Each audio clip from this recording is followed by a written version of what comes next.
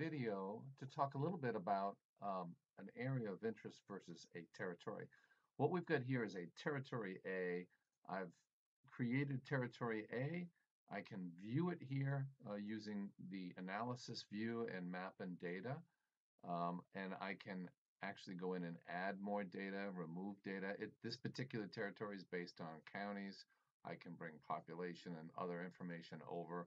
I could bring in information from sales data that I've imported onto the map as well. So I could bring over my 2016 sales if I wanted to. Set that as part of my data analysis, export that out, have that as part of my territory analysis here. It's a formal group of counties that I can view as a territory. It's the first territory in my scheme. I can adjust any of the counties out or in by simply selecting them, removing them, or adding them as I see fit. So that's my formal territory.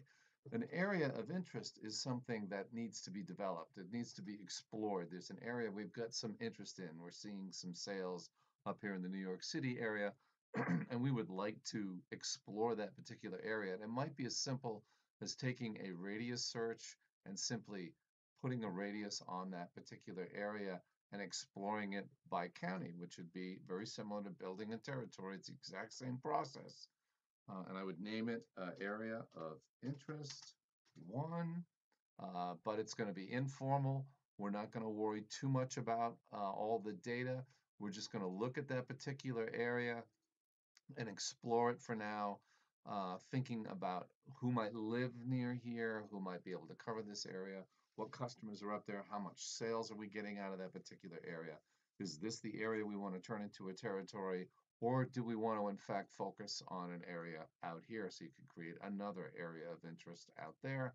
So these are all, in a way, you could look at them as prototypes for territories, something to explore, something to think about, something to bring to a meeting, and just think about how the numbers roll out in these particular territories. And then you can formalize those two areas into a territory at a later date. So that's the difference in my mind between an area of interest, a place viable for exploration, and a formal territory that's going to be used to assign commissions, to assign accountability for salespeople to meet goals and objectives. Go to mapbusinessonline.com and take our free trial. Thanks.